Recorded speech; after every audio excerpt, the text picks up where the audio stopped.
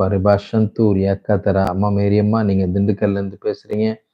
நீங்க நாளைக்கு காலையில எனக்கு மேல குறிப்பிட்டிருக்கிற நம்பர்ல கூப்பிட்டு பேசுங்க. கண்டிப்பா அது உங்களுக்கு நல்ல ஒரு தெய்வ பலனாய், ஆசீர்வாதமாய் இருக்கும் என்பதில் மாற்றமில்லை. வேதம் சொல்கிறது, கர்த்தர் நித்தமும் உன்னை நடத்தி மகா வறட்சியான காலங்களில் உன் ஆத்துமாவை திருப்தியாக்கி உன் எலும்புகளை நினமுள்ளதாக்குவார். நீ நீர்ப்பாய்ச்சலான தோட்டத்தைப் போலவும் வற்றாத நீரூற்றைப் போலவும் இருப்பாய் என்று ஏசாயா 58 அதிகாரம் 11 இவ்வாறாய் கூறுகிறது. நிச்சயமாக கர்த்தர் உன்னை நித்தமும் நடத்தி மாவறட்சியில் திரட்சியை தருவார். உன் ஆத்துமாவை திருப்தி செய்வார். உன் ஆத்துமாவை கண்டிப்பாக வறட்சியின் சூழ்நிலைகள் மாறும். Jimrish, please pray for pastor Shamla. நானும் மேரேஜ் பண்ண போறோம். ஆனா மந்திரவாதி எங்களை பிரிக்க இந்த மாதிரி பில்லி சுனியத்தின் காரியங்கள், மந்திரவாதத்தின் காரியங்கள் நீங்க நேரா கூப்பிட்டு பேசுனீங்கன்னா உங்களுக்கு நல்ல ஆலோசனைகளை வழங்கி ஜெபித்து உங்களுக்கு விடுதலை கொடுக்க நாங்கள் ஆயத்தமாக இருக்கிறோம். அதனால மேலே குறிப்பிட்டிருக்கிற நம்பர்ல நாளைக்கு காலையில ஒரு 11 மணிக்கு கூப்பிடுங்க. நான் உங்களோடு கூட பேச விரும்புகிறேன். உங்க வாழ்க்கையில வறட்சி இருக்குதா?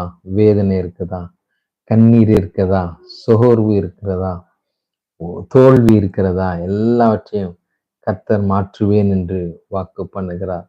கர்த்தர் நித்தமும் உன்னை நடத்தி மகா வறட்சியான காலங்களில் உன் ஆத்துமாவை திருப்தியாக்கி உன் எலும்புகளை நினமுள்ளதாக்குவார்.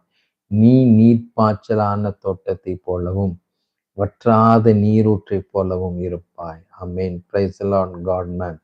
ஐ திங்க் திஸ் இஸ் கெட்சி சிஸ்டர்னு நினைக்கிறேன். Praise Lord sister. நீங்க FM Nagercoil I think Sangeetha ஜெபிக்கணும் ஐயா. சிஸ்டர் பலமுறை உங்ககிட்ட சொல்லிட்டேன், நேர்ல சபைக்கு வாங்க. ஏன்னா அடுத்த வார்த்தை ஆண்டவர் சொல்லும்போது அதை நீங்க கீழ்ப்படியணும். கீழ்ப்படிஞ்சீங்கன்னா அடுத்த ஆவிக்குரிய வாழ்க்கையில மாற்றங்களை, முன்னேற்றங்களை கர்த்தர் கொடுப்பார். ஓகேங்களா? வேற ஒன்றும் கிடையாது. ஜினோ தாமஸ் நேற்று ப்ரேயர் பண்ணீங்க. கண்டிப்பாக கர்த்தர் உங்களை ஆசீர்வதிப்பார். ரமசந்து ரியாங்கதரா, நன்றிப்பா நன்றிப்பா. ரமசந்து ரியாங்கதரா. அதே போல தேவ அற்புதங்கள் செய்திருப்பாரே, ஆனால் நீங்கள் அதை சாட்சியாய் பகிர்ந்து கொள்ள ஆசைப்படுங்கள். அது அநேகருக்கு அது பலனாய் இருக்கும். அநேகர் வாழ்க்கையில அது நீங்கள் சொல்கிற வார்த்தை மாற்றங்களை கொண்டு வரும். ஆமென். மார்த்தாண்டம். ஓகே சிஸ்டர், நேற்று நீங்க சொன்ன வார்த்தை, ஃபர்ஸ்ட் நீங்க சீக்கிரத்துல ஃபாரின் போவீங்க ஊழியத்துக்கு அப்படின்னு சொன்னது என் மனதில் இன்னும் அது ஆழமாய் பதிந்து விட்டது. கண்டிப்பாக என்னை நீங்க ஆசீர்வதிச்சிருக்கிறீங்க. உங்களையும் கர்த்தர் அபரிவிதமாய் ஆசீர்வதிப்பேன் என்று வாக்கு பண்ணுகிறார். நன்றி நன்றிப்பா. அப்பா, ஒவ்வொரு தேவ பிள்ளைகளையும் நான் ஆசீர்வதிக்கிறேன். அப்பா, எப்சிபி ஜினோ தாமஸை ஆசீர்வதிக்கிறேன். ஜெர்லி சங்கீதா சிஸ்டரை ஆசீர்வதிக்கிறேன். அருமையான கெட்சியா சிஸ்டரை ஆசீர்வதிக்கிறேன். ஜிம்ரீஷ் பிரதரை ஆசீர்வதிக்கிறேன். அப்பா, நன்றி நன்றி நன்றி. ஆசீர்வாதங்களை பெற்றுக்கொள்ளும் போது அம்மின்னு சொல்லி பெற்றுக்கொள்ளுங்கள். தேவன் நிச்சயமாக ஒரு எழுப்புதலின் காரியங்களை உங்கள் மேல் வைத்திருக்கிறார். ஒரு எழுப்புதலின் தரிசனத்தை கர்த்தர் உங்க மேல வைத்திருக்கிறார். வேதம் சொல்லுகிறது, பூமியை பார்க்கிலும் வானங்கள் எப்படி உயர்ந்து இருக்கிறதோ அப்படியே உங்கள் வழிகளை பார்க்கிலும் என் வழிகளும், உங்கள் நினைவுகளை பார்க்கிலும் என் நினைவுகளும் உயர்ந்திருக்கிறது.